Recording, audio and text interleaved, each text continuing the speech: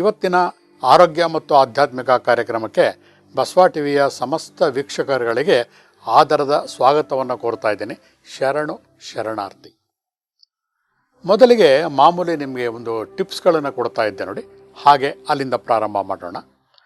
ಮೊದಲು ಯಾವುದು ಹೇಳೋಣ, ಮನೆಯಲ್ಲಿ ಸಿಗುವಂತಹ ಅಡುಗೆ ಮನೆಯಲ್ಲಿರುವಂತಹ ವಸ್ತುಗಳು ಮತ್ತು ತರಕಾರಿಗಳು, ಅಲ್ಲಿಂದನೇ ಪ್ರಾರಂಭ ಮಾಡೋಣ.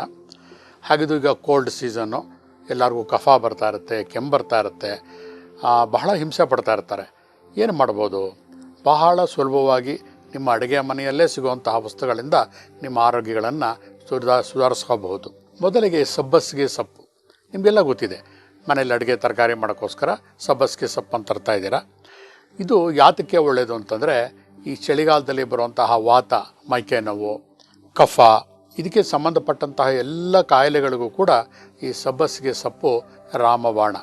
ಸಬ್ಬಸಿಗೆ ಸೊಪ್ಪನ್ನ ಬರೀ ಸಾಂಬಾರು ಮಾಡೋಕ್ಕೆ ಅಷ್ಟೇ ಅಲ್ಲ, ರೊಟ್ಟಿ ಮಾಡುವಾಗ, ಚಪಾತಿ ಮಾಡುವಾಗ ಎಲ್ಲದಕ್ಕೂ ಕೂಡ ಅದನ್ನು ಮಿಕ್ಸ್ ಮಾಡಿದಾಗ ಏನಾಗುತ್ತೆ, ಜೀರ್ಣಶಕ್ತಿ ಕೂಡ ಜಾಸ್ತಿ ಆಗುತ್ತೆ. ಜೊತೆಗೆ ವಾತಕ್ಕೆ ಸಂಬಂಧಪಟ್ಟಂತಹ ಮೈಕೈನ ಎಳೆತಗಳು ಎಲ್ಲವೂ ಕೂಡ ಕಡಿಮೆ ಆಗುತ್ತೆ ಬಂಧುಗಳೇ. ಸಾಮಾನ್ಯವಾಗಿ ಎಷ್ಟೋ ಜನ ಏನು ಮಾಡ್ತಾರೆ, ಈ ಸಬ್ಬಸಿಗೆ ಸೊಪ್ಪನ್ನು ಬರೀ ಸಾರು ಮಾಡೋಕ್ಕೆ ಮಾತ್ರ ಯೂಸ್ ಮಾಡ್ತಾರೆ. ಆದರೆ ಅದರ ಬದಲು ಅದನ್ನು ರೊಟ್ಟಿ ಇರ್ಬೋದು, ಚಪಾತಿ ಇರ್ಬೋದು, ಪ್ರತಿಯೊಂದಕ್ಕೂ ಕೂಡ ಕಟ್ ಮಾಡಿ ಮಿಕ್ಸ್ ಮಾಡಿ ಮಾಡಿದಾಗ ಇನ್ನೂ ನಿಮಗೆ ದೇಹಕ್ಕೆ ಚಯಾಪಚಯ ಕ್ರಿಯೆಗಳು ಇನ್ನೂ ಚೆನ್ನಾಗಿ ಆಗುತ್ತೆ. ಹೀಗಾಗಿ ಸಬ್ಬಸಿಗೆ ಸೊಪ್ಪು ಒಂದು ನಮ್ಮ ಚಳಿಗಾಲಕ್ಕೆ ವಾತಕ್ಕೆ ರಾಮಬಾಣ. ನೆಕ್ಸ್ಟ್ ಏನು ಮಾಡ್ಬೋದು, ಕಫಕ್ಕೆ ಇನ್ನೂ ಒಂದು ಔಷಧಿ ಇದೆ. ಎಷ್ಟೋ ಜನ ಏನು ಮಾಡ್ತಾರೆ, ಈ ಹೀರೆಕಾಯಿ ಕೆಲವರು ಇಷ್ಟಪಡ್ತಾರೆ, ಕೆಲವರು ಇಷ್ಟಪಡಲ್ಲ. ಆದರೆ ಅದರ ಔಷಧೀಯ ಗುಣಗಳನ್ನು ನೀವು ನೋಡಿಬಿಟ್ರೆ ನಿಮಗೆ ಆಶ್ಚರ್ಯ ಆಗಿಬಿಡುತ್ತೆ.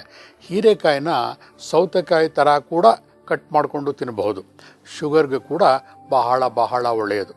ಅಷ್ಟೇ ಅಲ್ಲದೆ ಹೀರೆಕಾಯಲ್ಲಿ ಮಾಡಿರುವಂತಹ ಪಲ್ಯ ಇರ್ಬೋದು ಅಥವಾ ಸಲಾಡ್ ಇರ್ಬೋದು, ಪ್ರತಿಯೊಂದು ಕೂಡ ನಮ್ಮ ಈ ಶ್ವಾಸಕೋಶದ ನಾಳೆಗಳನ್ನು ಕ್ಲೀನ್ ಮಾಡುತ್ತೆ ಬಂಧುಗಳೇ. ಕಫಕ್ಕೆ ಇದು ಕೂಡ ಒಂದು ರಾಮಬಾಣ. ಯಾವುದು? ಹೀರೆಕಾಯಿ. ನೆಕ್ಸ್ಟ್ ಯಾವುದು ತಗೊಳ್ಳೋಣ? ಎಲ್ಲರ ಮನೇಲೂ ಕೂಡ ಉಪಯೋಗಿಸ್ಕೋತೀವಿ, ಈರುಳ್ಳಿದಲ್ಲಿ ಏನಿದೆ ವಿಶೇಷ ಅಂತ ಕೇಳ್ಬೋದು ನೀವು.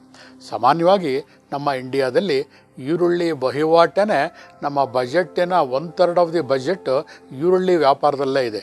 ಎಷ್ಟೋ ಜನ ಈರುಳ್ಳಿ ಮತ್ತು ಆಲೂಗಡ್ಡೆ ವ್ಯಾಪಾರದಲ್ಲೇ ಇವತ್ತು ಕೋಟಿಗಳಾಗ್ಬಿಟ್ಟಿದ್ದಾರೆ ಇವತ್ತೆಲ್ಲ.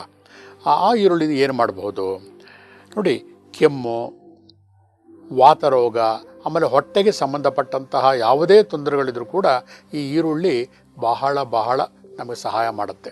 ಅದರಲ್ಲೂ ಕೂಡ 2 ಬಣ್ಣಗಳಿದೆ. ಒಂದು ಸಾಮಾನ್ಯವಾಗಿ ಗುಲಾಬಿ ಬಣ್ಣದ್ದು, ಇನ್ನೊಂದು ಕೆಂಪು ಬಣ್ಣ, ಬಿಳಿ ಬಣ್ಣ.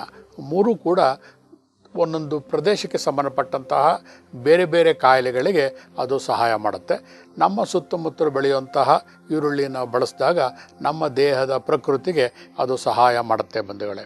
ಸಾಮಾನ್ಯವಾಗಿ ಬೇಸಿಗೆ ಕಾಲದಲ್ಲಿ ಬರುವಂತಹ ಹೊಟ್ಟೆ ಉರಿ ಇರ್ಬೋದು, ಹೊಟ್ಟೆ ಸಂಕಟ ಇರ್ಬೋದು, ಅಥವಾ ಈ ತುಂಬ ಬರ್ಗರು, ಪಿಜ್ಜಾ ಇಂಥವೆಲ್ಲ ತಿಂದು ದೇಹದಲ್ಲಿ ಉಷ್ಣತೆ ಜಾಸ್ತಿ ಆದಾಗ ಇದೇ ಈರುಳ್ಳಿಯನ್ನು ಕಟ್ ಮಾಡಿ ನೀರು ಮಜ್ಜಿಗೆಗೆ ಹಾಕಿ ಕುಡಿದಾಗ ದೇಹ ತಂಪಾಗುತ್ತೆ.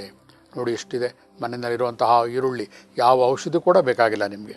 ವಾತ, ಪಿತ್ತ, ಕಫ, ಕೆಮ್ಮು ಎಲ್ಲ ಮಾಡ್ಬೋದು. ಇನ್ನೊಂದು ಭಾಳ ಸಿದ್ಧೌಷಧ ಕೆಲವರಿಗೆ ಗೊತ್ತಿಲ್ಲ. ಇದೇ ಈರುಳ್ಳಿಯನ್ನು ಸ್ಲೈಸ್ಗಳಾಗಿ ಕಟ್ ಮಾಡಿ ಒಂದು ಗಾಜಿನ ಜಾರಲ್ಲಿ ಹಾಕಿಡಿ.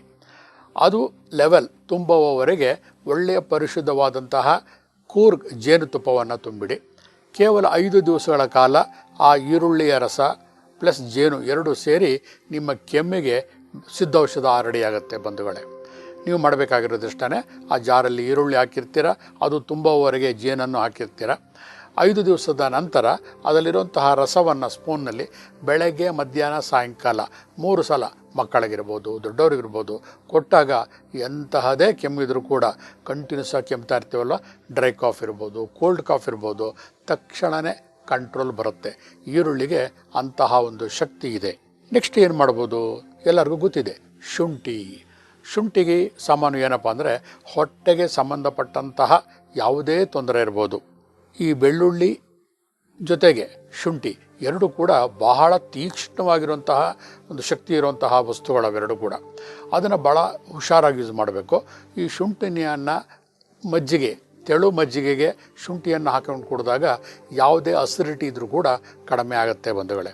ಆದರೆ ಅದರ ತೀಕ್ಷ್ಣ ಪ್ರಕೃತಿ ಇರೋದರಿಂದ ತುಂಬ ದೇಹಕ್ಕೆ ಉಷ್ಣತೆ ಜಾಸ್ತಿ ಆದಾಗ ಅದನ್ನು ಕಡಿಮೆ ಉಪಯೋಗಿಸ್ಬೇಕು. ಶುಂಠಿನ ಸಾಮಾನ್ಯ ಯಾವುದಕ್ಕೆ ಉಪಯೋಗಿಸ್ತಾರೆ? ಬರೀ ಅಡುಗೆಗೆ ಮಾತ್ರ ಉಪಯೋಗಿಸ್ತಾರೆ. ಅಂದರೆ ಉಪ್ಪಿಟ್ಟಿಗೆ ಹಾಕ್ಬೋದು, ಚಟ್ನಿ ಮಾಡುವಾಗ ಹಾಕ್ಬೋದು, ಮಜ್ಜಿಗೆಗೆ ಹಾಕ್ಬೋದು. ಅದನ್ನು ತುರಿದು ಬಿಟ್ಟು ಸಾಕಷ್ಟು ಅಡುಗೆಗಳಿಗೆ ಈವನ್ ಕೋಸಂಬರಿ ಅವೆಲ್ಲ ಮಾಡ್ತಾರಲ್ಲ ಅದಕ್ಕೂ ಕೂಡ ಹಾಕ್ಬೋದು. ಯಾವಾಗ ನಮ್ಮ ಆಹಾರದಲ್ಲಿ ಶುಂಠಿಯನ್ನು ಪದೇ ಪದೇ ಉಪಯೋಗಿಸ್ತಾ ಇರ್ತೀವೋ ಈ ವಾತಕ್ಕೆ ಸಂಬಂಧಪಟ್ಟಂತಹ ತೊಂದರೆಗಳು ಯಾವುದೂ ಬರುವುದಿಲ್ಲ. ಸ್ಪೆಷಲ್ಲಾಗಿ ಈ ಚಳಿಗಾಲದಲ್ಲಂತೂ ಶುಂಠಿ ರಾಮಬಾಣ. ಇನ್ನೂ ಒಂದು ಹೆಜ್ಜೆ ಮುಂದೆ ಹೋದರೆ ನಾವು ಈ ಟೀ ಮಾಡ್ತೀವಲ್ಲ, ಟೀ ಮಾಡುವಾಗ ಕೂಡ ಅದಕ್ಕೆ ಶುಂಠಿಯ 2-3 ಸಣ್ಣ ಎಸಳುಗಳನ್ನು ಹಾಕಿದಾಗ ಮಸಾಲೆ ಟೀ ಆರೋಗ್ಯಕ್ಕೂ ಒಳ್ಳೆಯದು, ಬಾಯಿಗೂ ಹಿತಕರವಾಗಿರುತ್ತೆ ಬಂಧುಗಳೇ. ನೆಕ್ಸ್ಟ್ ಬೆಳ್ಳುಳ್ಳಿ ಬಗ್ಗೆ ಹೇಳಬೇಕು ಅಂತಂದರೆ ಅದೇ ಒಂದು ದಿನ ಹೇಳ್ತಾ ಇರ್ಬೋದು. ಯಾಕಂದರೆ ಹಿಂದೆ ಯಾವುದೋ ಒಂದು ಎಪಿಸೋಡಲ್ಲಿ ಹೇಳಿದೆ, ಬಹಳ ಫಾಸ್ಟಾಗಿ ಬೆಳಕಿಗೆ ವೇಗಕ್ಕಿಂತ ಜಾಸ್ತಿ ವೇಗವಾಗಿ ಅದರ ಶಕ್ತಿ ನಮ್ಮ ದೇಹಕ್ಕೆ ಹರಡುತ್ತೆ ಬಂಧುಗಳೇ. ಕಾಲಿನ ಹೆಬ್ಬೆರಳಿನ ತುದಿಗೆ ಬೆಳ್ಳುಳ್ಳಿಯನ್ನು ಒಂದು ಬಟ್ಟೆಯಲ್ಲಿ ಕಟ್ಟಿದಾಗ ಅದರ ವಾಸನೆ ನಮ್ಮ ಬಾಯಲ್ಲಿ ತಕ್ಷಣವೇ ಬರುತ್ತೆ. ಅಂದರೆ ಲೆಕ್ಕ ಹಾಕಿ ಇಷ್ಟು ಬೇಗ ನಮ್ಮ ದೇಹದಲ್ಲಿ ಪ್ರವೇಶಿಸುತ್ತೆ. ಈ ಚಳಿಗಾಲದಲ್ಲಿ ಸಾಮಾನ್ಯವಾಗಿ ಕೊರತೆದ ಚಳಿಯಲ್ಲಿ ನಾವು ಹೊರಗಡೆ ಹೋಗಿರ್ತೀವಿ. ಮನೆ ಬರುವಾಗ ತಲೆನೋವು ಬಂದಿರುತ್ತೆ, ತಲೆಭಾರ ಬಂದಿರುತ್ತೆ, ಕಿವಿ ನೋವು ಬಂದಿರುತ್ತೆ, ಕಿವಿ ಒಳಗಡೆ ಹಿಂಸೆ ಆಗ್ತಾ ಇರುತ್ತೆ, ಮಲಕೊಂಡಾಗ ಗುಯ್ ಅಂತ ಸೌಂಡ್ ಬರ್ತಿರುತ್ತೆ. ಅಂಥ ಟೈಮಲ್ಲಿ ಯಾವುದೇ ಡಾಕ್ಟರ್ ಹತ್ರ ಹೋಗೋಕ್ಕೆ ಸಮಯ ಇರೋದಿಲ್ಲ. ಅಂಥ ಸಮಯದಲ್ಲಿ ಸಣ್ಣ ಬೆಳ್ಳುಳ್ಳಿ ಎಸಳನ್ನು ಸಿಪ್ಪೆಯನ್ನು ಸುಲಿದು ಹತ್ತಿಯಲ್ಲಿ ರೋಲ್ ಮಾಡಿ 2 ಕಿವಿಗಳಿಗೆ ಇಟ್ಕೊಂಡ್ರೆ ಕಿವಿಯ ಒಳಗಡೆ ಇರುವಂತಹ ಎಲ್ಲೆಯ ಒಂಥರ ನಿರ್ವಾತ ಕ್ರಿಯೇಟ್ ಮಾಡುತ್ತದು. ಒಳಗಡೆ ಇರುವಂತಹ ಕೋಲ್ಡ್ ಇರ್ಬೋದು, ನೀರಿರ್ಬೋದು ಎಲ್ಲವನ್ನು ತೆಗೆದುಹಾಕ್ಬಿಡುತ್ತೆ. ಹಾಗಾಗಿ ತಕ್ಷಣವೇ 1 ಗಂಟೆಯಲ್ಲಿ ನಿಮ್ಮ ಕಿವಿಯ ನೋವು ಕಡಿಮೆ ಆಗುತ್ತೆ. ಅಷ್ಟೇ ಅಲ್ಲ, ಕಿವಿ ನೋವು ಕಡಿಮೆ ಆಗಿ ಕಿವಿ ಉರಿ ಬರೋಕ್ಕೆ ಶುರು ಆಗುತ್ತೆ. ಅಷ್ಟು ಫಾಸ್ಟಾಗಿ ಆ ಬೆಳ್ಳುಳ್ಳಿ ವರ್ಕ್ ಮಾಡುತ್ತೆ ಬಂಧುಗಳೇ. ಮೆದುಳಿಗೆ ಬರೋಣ. ನಮ್ಮ ಇವಕ್ಕೆಲ್ಲ ಬರೀ ದೇಹಕ್ಕೆ ಆಯಿತು, ಮೆದುಳು ಶಕ್ತಿಯಾಗಿರಬೇಕಲ್ವ. ಸಾಮಾನ್ಯ ಚಳಿಗಾಲದಲ್ಲಿ ಏನಾಗ್ಬಿಡುತ್ತೆ ಅಂದರೆ ನಮ್ಮ ಆ್ಯಕ್ಟಿವಿಟೀಸ್ ಕಡಿಮೆ ಆಗ್ತಾ ಹೋಗಿರುತ್ತೆ. ಹೊರಗಡೆ ತಿರುಗಾಡೋಕ್ಕಾಗೋದಿಲ್ಲ, ಕಡೆನೇ ಕೂತಿರ್ತೀವಿ. ಹಾಗಾಗಿ ಮೆದುಳು ನಿಷ್ಕ್ರಿಯ ಆಗಿರುತ್ತೆ. ಯಾಕಂದರೆ ಬೇರೆ ಸಮಯದಲ್ಲಿ ವಾತಾವರಣಕ್ಕೆ ಅನುಸಾರವಾಗಿ ನಾವು ತಿರುಗಾಡ್ತಾ ಇರ್ತೀವಿ. ಚಳಿಗಾಲದಲ್ಲಿ ನಮ್ಮ ಆ್ಯಕ್ಟಿವಿಟೀಸು ಬರೀ ಇಂಡೋರ್ ಆಗಿರುತ್ತೆ. ಅಂಥ ಟೈಮಲ್ಲಿ ಏನು ಮಾಡಬೇಕು? ಸೇಬು ನಿಮ್ಮ ಮೆದುಳಿನ ಶಕ್ತಿಯನ್ನು ಜಾಸ್ತಿ ಮಾಡುತ್ತೆ. ಹಾಗಾಗಿ ಸೇಬನ್ನು ಹೇಗೆ ಉಪಯೋಗಿಸ್ಬೇಕು? ಸಾಮಾನ್ಯವಾಗಿ ಎಲ್ಲ ಒಂದು ಆಯುರ್ವೇದಿಕ ಪುಸ್ತಕಗಳಲ್ಲಿ ಏನು ಹೇಳ್ತಾರೆ ಅಂತಂದರೆ ಸೇಬನ್ನು ಸಿಪ್ಪೆಯ ಸಹಿತ ತಿನ್ನಿ ಅಂತ. ಆದರೆ ಕೆಲವೊಂದು ಕೆಮಿಕಲ್ಗಳನ್ನು ಹಾಕಿ ಅದನ್ನು ಬೆಳೆಯೋದ್ರಿಂದ ಮೊದಲು ಅದರ ಸಿಪ್ಪೆಯನ್ನು ತೆಗೆದು ಆ ನಂತರ ಅದನ್ನು ಉಪಯೋಗಿಸೋದು ಬಹಳ ಒಳ್ಳೆಯದು. ಆದರೆ ಸೇಬನ್ನು ಉಪಯೋಗಿಸುವಾಗ ಒಂದು ವಿಶೇಷ ಮುತುವರ್ಜಿಯನ್ನು ನಾವು ಉಪಯೋಗಿಸಬೇಕು ಬಂಧುಗಳೇ. ಏನು ಅಂತಂದರೆ ಸೇಬು ಮತ್ತು ಆಲೂಗೆಡ್ಡೆ ಇವೆರಡೂ ಕೂಡ ಹೆಚ್ಚಿದ 10-15 ನಿಮಿಷದಲ್ಲೇ ನಾವು ಅದನ್ನು ಸೇವನೆ ಮಾಡಬೇಕು. ಇಲ್ಲದವರೆ ನಿಮಗೆ ಗೊತ್ತಿರುತ್ತೆ, ಅದರ ಮೇಲೆ ಒಂದು ರೀತಿಯ ಕಲರ್ ಫಾರ್ಮೇಷನ್ ಆಗಿಬಿಡುತ್ತೆ, ಕಂದು ಬಣ್ಣ ಬಂದುಬಿಡುತ್ತೆ. ಅದರಲ್ಲಿರುವಂಥ ಆಕ್ಸೈಡ್ ಫಾರಮ್ಮು ಡಿಆಕ್ಸಿಡೈಸ್ ಆಗಿಬಿಡುತ್ತೆ. ಅದು ನಮ್ಮ ದೇಹಕ್ಕೆ ಒಳ್ಳೆಯದಕ್ಕಿಂತ ತೊಂದರೆ ಉಂಟು ಮಾಡುತ್ತೆ. ಹಾಗಾಗಿ ಆಪಲ್ನ ಕಟ್ ಮಾಡಿದ್ಮೇಲೆ ಫ್ರೆಶ್ ಆಗಿ ಉಪಯೋಗಿಸ್ಬೇಕು. ಅವಾಗೇನು ಮಾಡುತ್ತೆ, ನೇರವಾಗಿ ನಮ್ಮ ಮೆದುಳಿನ ನರಗಳನ್ನು ಅದು ಪ್ರಚೋದನೆಗೊಳಿಸುತ್ತೆ. ಸಾಕಲ್ವಾ?